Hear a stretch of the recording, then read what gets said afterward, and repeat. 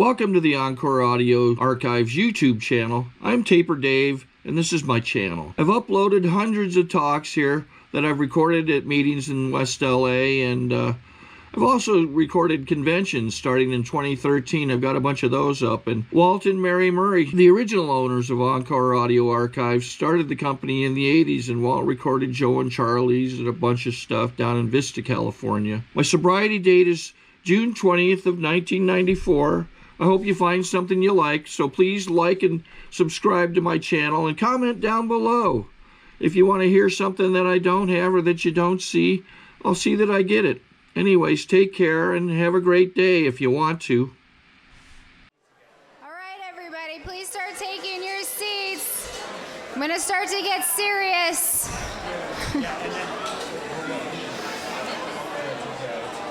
I'm going to start using my serious voice. And then we can say, you can announce her and she can start reading while people are getting set.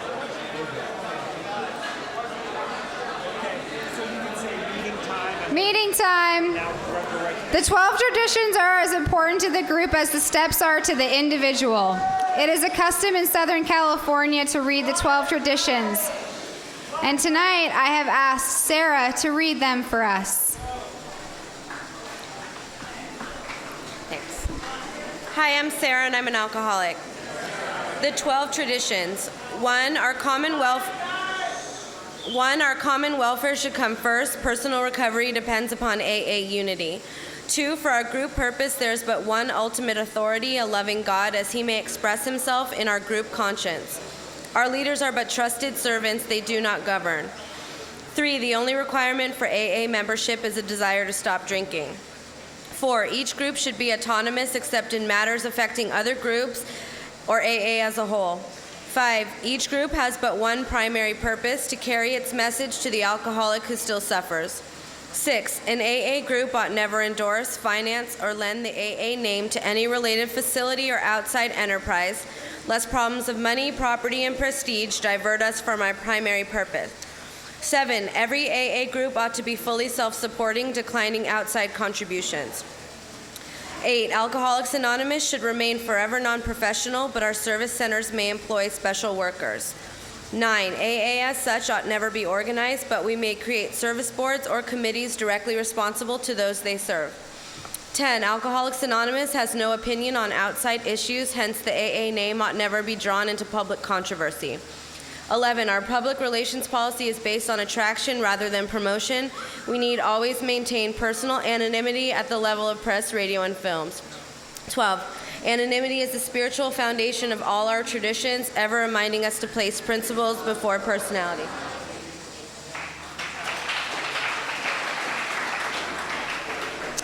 Out of courtesy for others, we ask that you refrain from talking and text messaging while the meeting is in progress. Now it is time to introduce our main speaker for tonight, Maureen.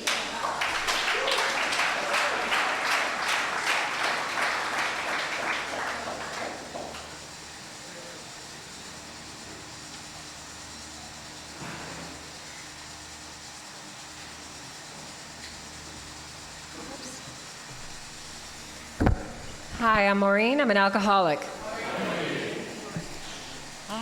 Yeah, may I? Oh, good.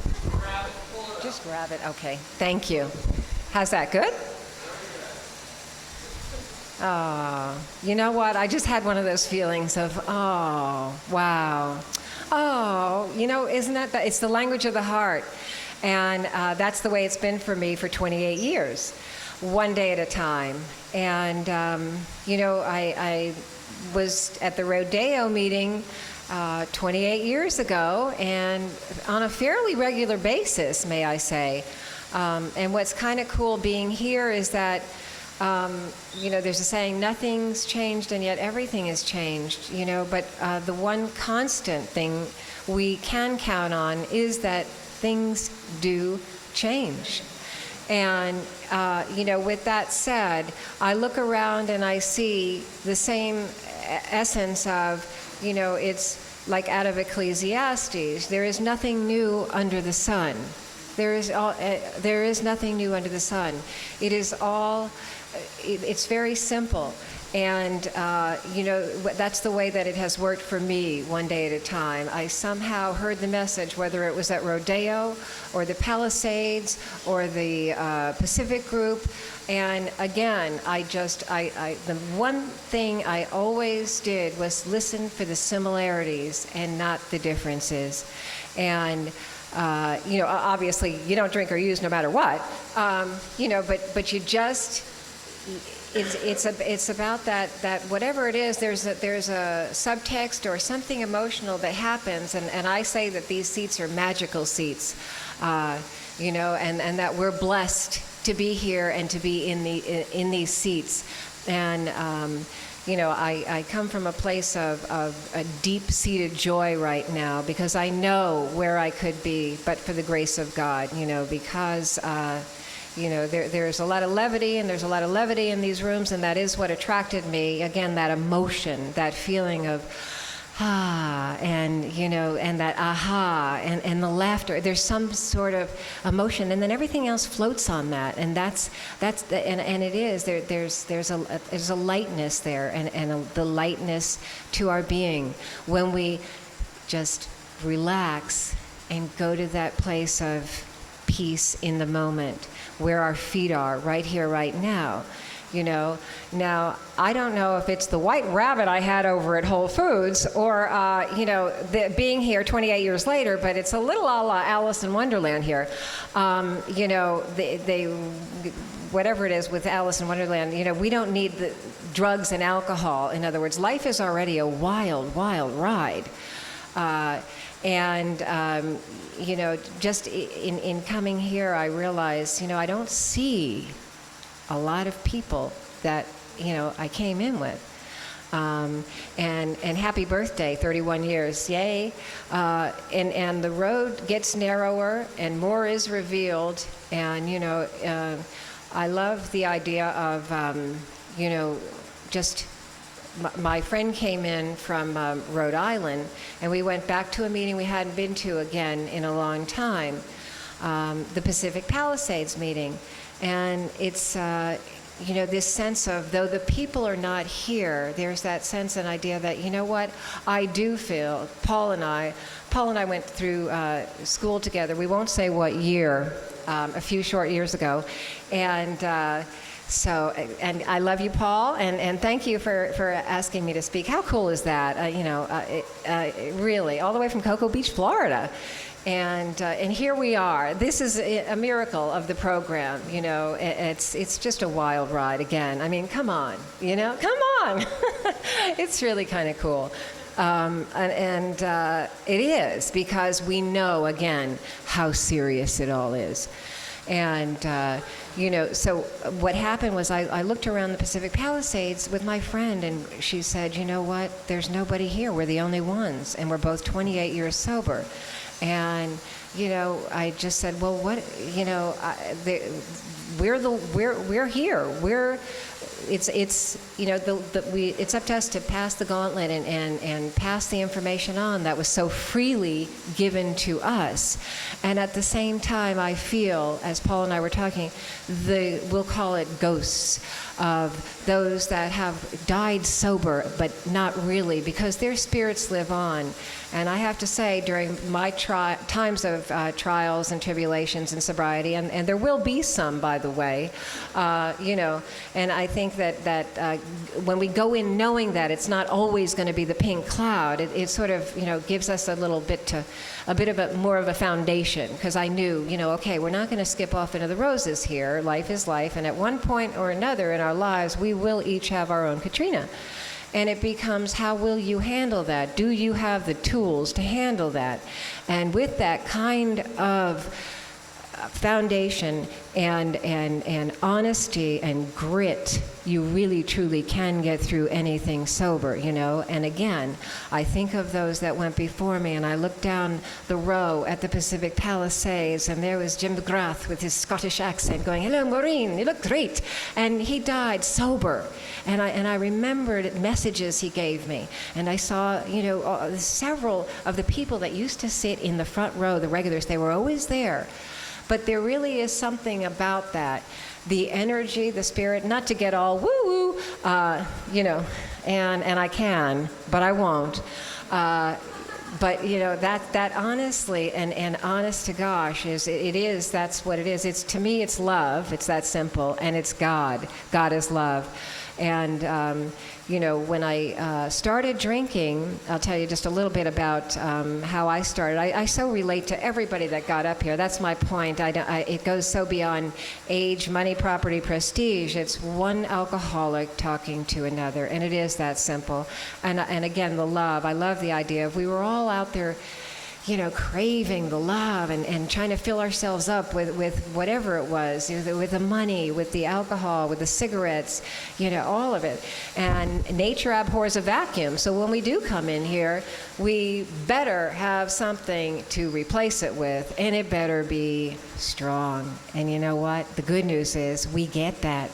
We get it. It's right here. The sweet is here, and the tools. To my way of thinking, God. I use the word God. God we do the work in the tools through God. That's God's work there. You know, and it's a verb. Love is a verb. So we have to do the footwork, and. You know, I never thought that this is where I would be or how, you know, my life would go. And they say, you want to make God laugh, tell him your plans, you know. I had big plans. And but I have to say, you know, I look at my life today and go, gosh, think about it. If I can carry a message here, we can help where no one else can. We who were stumbling, bumbling DUIs and, you know, Grand Theft Auto, I'll get into that, you know, and disturbing the peace and all these things that you never think are little sweet Maureen. And, you know, that's what happens when we drink, and that's the kind of alcoholic I became. I was raised in an alcoholic household. Again, I relate to, you know, the father. It wasn't that kind of a scenario. I was, you know, I always said, okay, I'm grateful that it wasn't, it was simply the verbal abuse, you know, and from time to time a smack here and there, and I go, okay, well, other people have had it much worse, and that's the thing we realize here, because I played the victim card too. And I went, you know what, Maureen, not necessarily get over it, but you're not alone, and that's what we find out here, you know, and there's the honesty in these rooms are just, it's so healing. And, you know, for me, I became exactly like that father who I grew up hating. And, you know, my sister gave me my first drink under the Key Biscayne Bridge. We had a little bit of Boone's Farm, and I don't want to give away my age or anything, but Boone's Farm, oh my goodness. And so we had a little bit of Boone's Farm wine in a van under the Key Biscayne Bridge. And of course I swore I'd never drink again until the next day. And so I suddenly, you know, my sister started turning me on, the older sister, to the pot and to the drugs and to the whole scene. And I didn't really take the drugs, but I started stashing them, and knowing someday I'd, you know, maybe need these drugs. And, you know, and I was the goody two-shoes. I was the one that, oh, Maureen, you're such a goody two-shoes, you know. And I didn't like the smell of pot, but I would smoke it, you know, with my sisters. And none, you know, and I was only in the 6th grade, by the way. At this point, and in full throttle, you know, we were talking about in Cocoa Beach, you know, there wasn't really much else to do. You know, you get stoned and you go surfing, you got music, I don't know. And it was a way of life, really, and the drinking. And as I grew up and moved to California via New York City, you know, my siblings and I never went anywhere without going, did you pick up the beer? Did you get the wine? And it was, you know, we came from that Irish Catholic background, and there was always the drinking and the drama and the violence and the whole thing. And my parents ended up getting divorced, and my father left. I have 5 siblings and 5 brothers and sisters. And when I wasn't really indulging in the drugs and alcohol. I thought I'd, you know, grow up and go on to Harvard and become a lawyer and you know, live happily ever after and be a virgin till I was married and be everything perfect, really, storybook. And then when I turned 16, my mother was killed in a car accident by a drunk driver. And my father was gone, and they were going to come and take the 5 of us away. And so what happened was we all ended up going to New York City at this point. And I was never the same. And I think that's another thing that happens in the program. We're given the tools here to deal with loss. And when we accept, that life is about loss, then we can just keep going. And then, it's okay. There's not those huge expectations, but that death is a part of life. And that, I've learned to grieve in sobriety. At the time when my mother was killed, thank God for drugs and alcohol, because that was all I could do, was drink my way through the grief. I really loved my mother a lot. And I wound up going back to New York City because we were child. I was born in New York, and then we moved to Florida. We were child actors and models, and so I figured I'd pick up where we left off there in New York. And so I moved back to New York and got on the fast train there. And my friend and I got a prescription for Quaaludes. Oh my God, yeah, we'd take like 3 buses down to Brooklyn, and then, the subway, and walk to the middle of God knows where, and go, you know what, we're actresses, and we really need these Quaaludes to go to sleep at night, and we really need the Black Beauties, the biphetamines to wake up in the morning, and then I needed a little Valium just because we were there. And, just throw in some 10 milligrams if you would, please. And you know what? He did. So I had all my little fresh prescriptions every month, and at this point I'm really only 17 years old on a full fast train. And I just got lucky, the truth is. So if I can spare anyone that kind of crazy train, which I was on, oh wow, I just got lucky. I have a daughter now, and I think, oh my God, if she did some of the things I did, whoa. And we used to, even hitchhike around Florida, and again, we just got lucky. I did some of the stupidest things, and I look back, and then by the time I was the one running around New York City and somehow locking myself out, wearing nothing but a sheet, stumbling around drunk and, in front of the police department. And of course, that's why we love the New York police. They never do anything about it, do they? They're like, we've got other fish to fry, let her go. And, but they're not, it's not the same in California. I came back out here, and suddenly, God, it's like they're following me everywhere I go. Another DUI? God, whoa. And really, can't I take a huge gallon of wine and drive to my sister's for an hour and a half? Jeez, and I'd be pouring it in a cup. I didn't drink the gallon out of the thing. And I did. I would literally I couldn't make the drive. I really couldn't without my alcohol.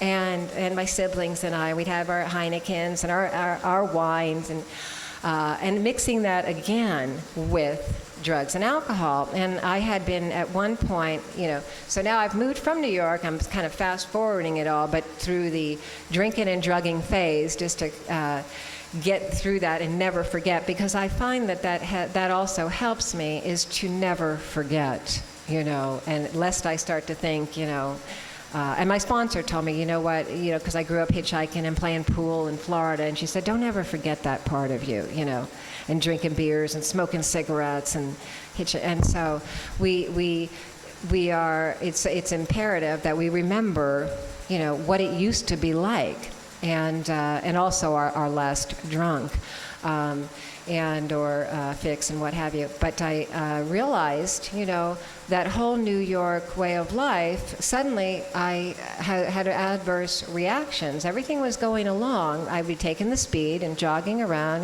maybe, a couple hours at, zippity-doo-dah, around Central Park, like marathon woman. And with this Black Beauties, I just had to run. And I kept running.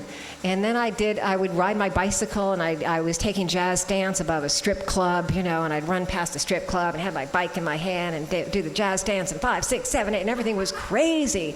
And then the jazz dance, and then it was never enough. It's never enough. I love what you were sharing. It's never, whatever it is we get, it's just not enough. I can do the jazz dance. I've got to run around the park. I've got to go here. I didn't have a moment for my best friend. It was the speed, the Quaaludes, the Valium, the drinking, and we've got to make it. We've got to make it. And crazy, on a crazy train. And so, I just ended up going, okay, I had started having adverse reactions, and I was the one out at, again, here we go, giving the age away, the disco clubs. Oh my God, the disco scene. And so we would disco all night long, and dress swirling around, falling in strangers' arms, and the whole thing on lewds. It was a normal way of life. And again, I just got lucky. But then something happened, and I became a lot like my father. I became very violent. I went from, oh, Maureen, she's so happy-go-lucky at a party, to Dr. Jekyll, Mr. Hyde, and that is, what they based it on, the alcoholic, that switch in personalities where anything goes, and you better watch out. And so I went, and I was just this teenager running around wild. What happened was I became violent, and it's almost as if the devil took over. Something, I would start knocking down speakers, and then it became a routine where a lot of us, we don't know how to express emotion, so we do it, or I did it under the influence. And so that was the only time I cried over my mother. And so I would just wander around St. Patrick's Cathedral and go in there and just cry. And I would, of course, be sipping on what looked like a little thing of milk with, I'd go in the restroom and put in some Kahlua. So I'd have a little milk carton with Kahlua and milk, and it looked like I was just this, teenager running around New York with a little cup of milk. And that was the way of life for me. That was the best that I could do. That was my best thinking. And so the routine would be to become violent, and then finally, on strangers' shoulders, start crying about how much I missed my mother. And, but hyperventilating with grief. And so what I learned, a lot of us, with that pain and the passion and the angst, we squelch it. We need that fix to cope. They say we have a broken coper. And, so that's how I got through, and that was the best that I could do. And I did get through, just barely. But it didn't end again when I got to California. Suddenly again, I didn't know why I was getting arrested all the time. And, I'd even go snow skiing, and there's the police. I'm on the top of the ski slopes. I'm like, geez, Louis, come on. And, of course, I had a Boda bag filled with blackberry brandy, and then my headsets, back then. Now they've got them in museums, these cassette decks. I had a little cassette deck. Oh, my God. But we'd queue up these huge headphones and just, rip down the slopes on cocaine, which when I came into the program, I didn't think I had a problem with cocaine either. But I had to have that little vial, and the little spoon, and it was like all pumped up, and now I can ski. I couldn't ski without this. And then ripping through just like crazy, and I'd have to queue up, major rock and roll and just rip. And, and the same thing with the dancing. I think we just had to, it was like, now we're living. And, you realize you have to do a lot of things again in sobriety, and I have, thank God. And what the good news is, again, is it's a lot more fun when you remember it, and you're better sober. The DUIs back then, the fines were not that steep. Now, it's heavy, and I just got lucky that I didn't kill anyone, and that's the truth, because again, it's so serious that I have to take that beat and say that I have come across people who have, and that's why I'm here filled with joy, because I know where I could be. I have met people that got behind the wheel of a car, and they flew off. They were drunk, and they flew off Mulholland Drive on top of a house. And they did not die, but they killed 2 children who were sleeping in their bed. And, every day they have to live with that sober. So, it's you never know what, there's a movie, 8 Million Ways to Die. And, my father died of cirrhosis of the liver. And he couldn't get this program because, again, you know, sometimes it's the mind, it's, you know, he was exceedingly intelligent and a brilliant man. He spoke 7 languages and the whole thing, but it was when I got sober, he said, you know, somebody out there on that West Coast is leading my daughter up the garden path.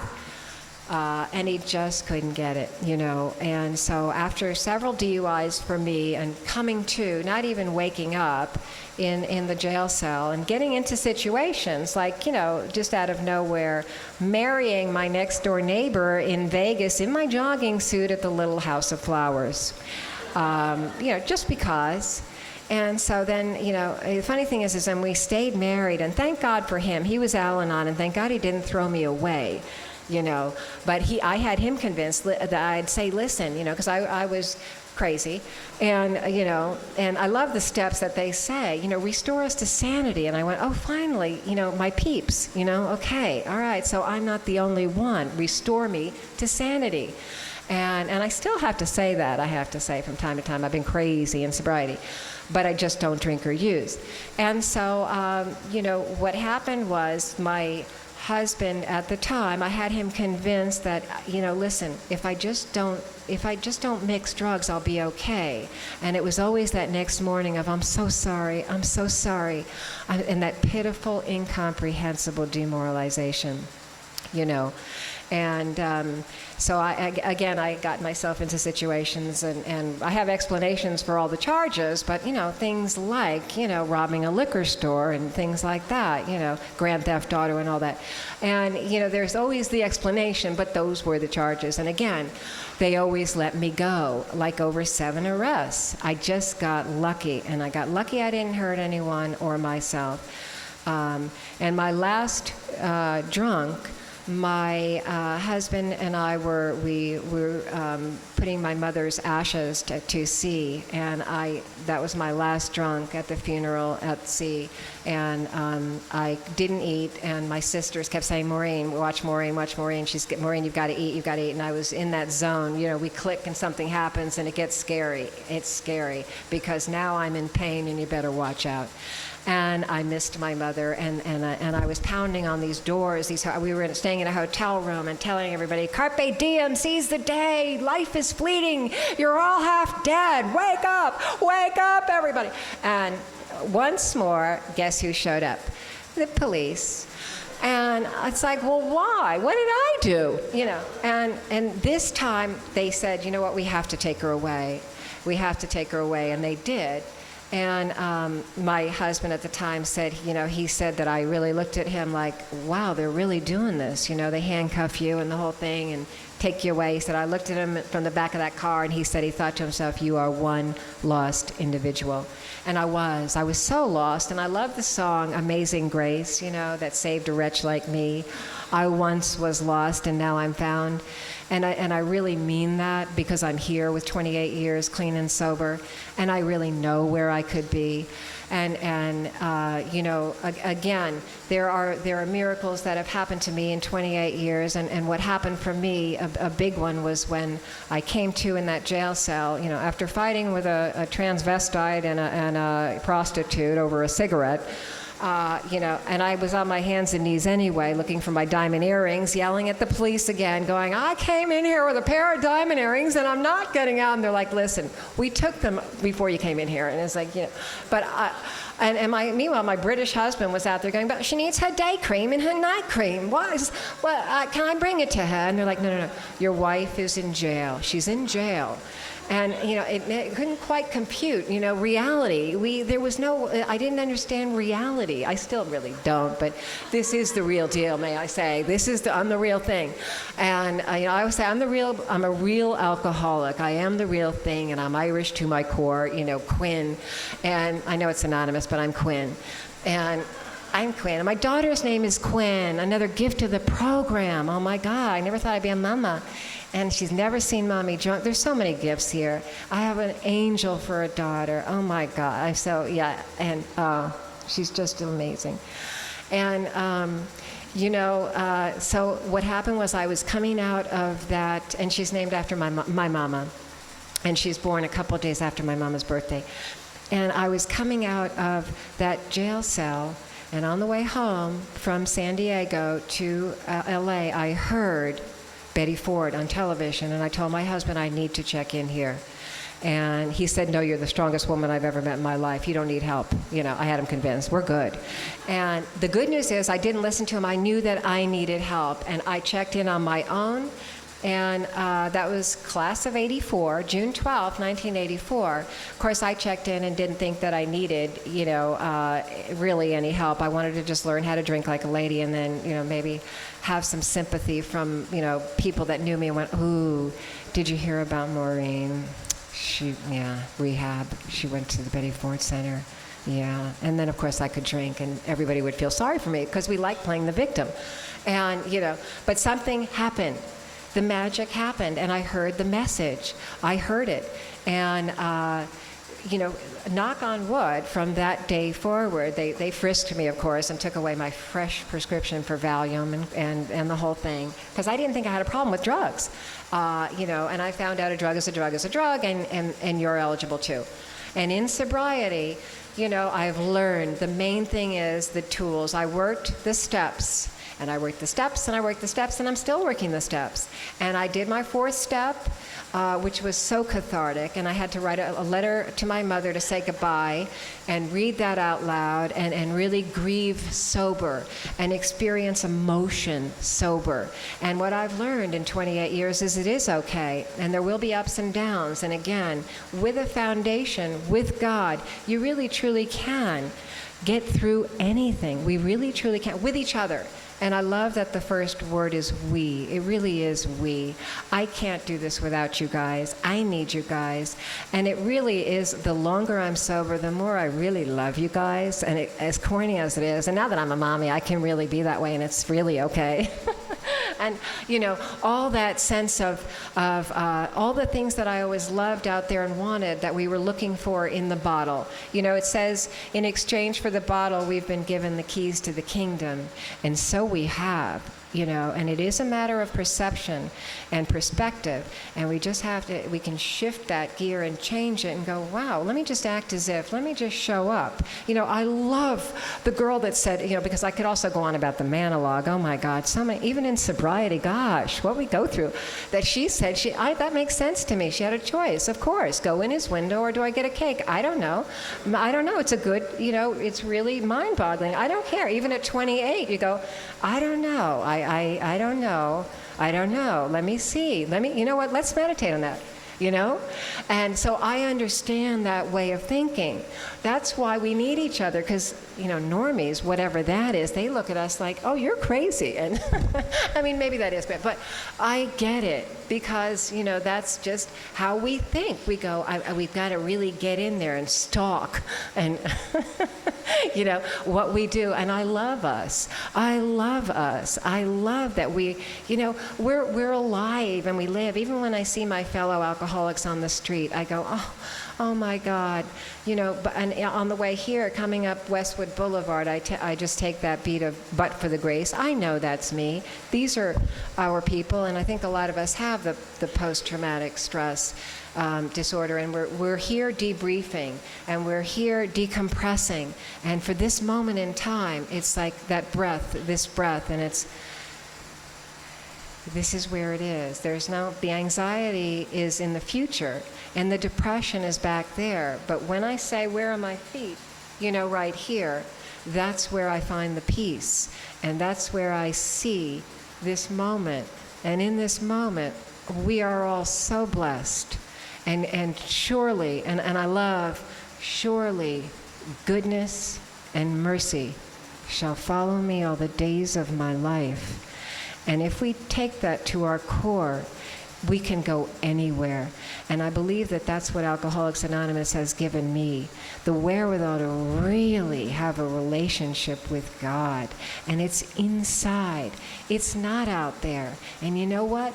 I love that. Again, I love everything everybody was saying too, because meanness, meanness, it's so 1980s anyway, you know what I'm saying? It's not about that. What's really cool is, and I have a daughter, and she tells me sometimes people are mean and girls are mean. But now they're coming out and going, you know what? No, it's kind of cool, and to show your true vulnerability, because those are the really strong people. That's what you really learn. It's easy to be mean. There's a song, "Easy to be hard." But I think that in this program, we're the ones with the tools. We're the ones that can go out there and not just we practice these principles in all our affairs.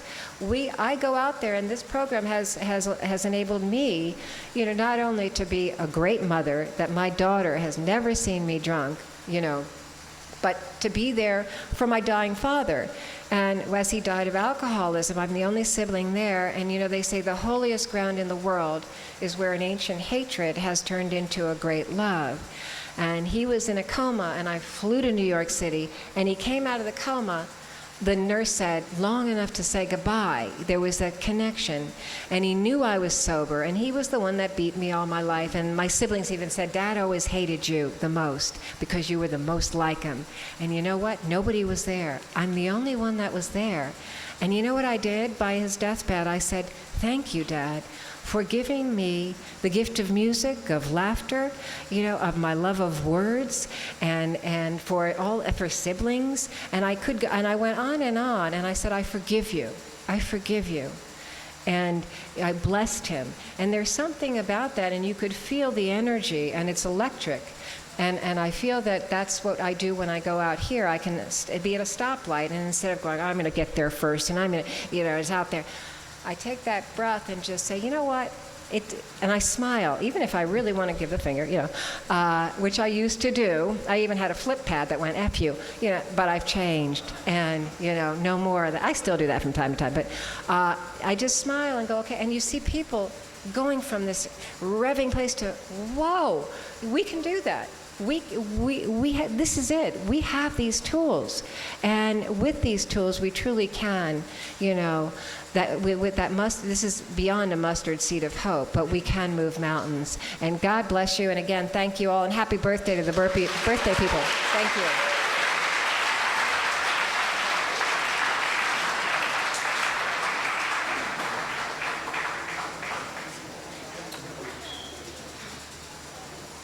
Sorry to interrupt your viewing. Taper Dave here. Just wanted to take a second to ask you to like and subscribe to my channel. Let me know if you like what you're listening. I've got some very good talks here, and this one's a great one. Just curious, do you think this is better than Zoom? Tell me what you think. Okay, this is how I prepare my drone for launching. I like to do it inside the cab of my truck so I'm not standing outside in the weather. To install the joysticks for control, up and down, right and left, powered on. I have an Android phone that I use to connect it to the drone with. And it's actually controlled through the iPhone, through an app. Oops, wrong way. It's actually controlled through the iPhone, or through this Android phone, through the app. It's actually controlled through the Android phone, through an app, and you connect it through this short connection right here.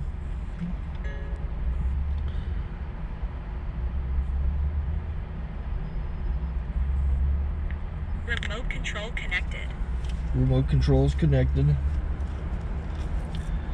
So I pull out the drone. I have to extend the legs. Long legs extended first, then the short legs. Remove the gimbal protector. Set that aside, then power it on one short burst and one long burst. I lay it down. So I have to go to calibrate. So the drone's not connected yet. It shows shows you here as this drone gets disconnected, even though the remote's powered on. So the drone has to establish it's connected. So I go into the app to calibration mode. First I'll calibrate the remote controller. Start calibration. Out, in, oop, out, in, up, down, and then this little wheel is to control the gimbal. So it's calibrated. Go to gimbal calibration, start calibration, and then it calibrates the gimbal.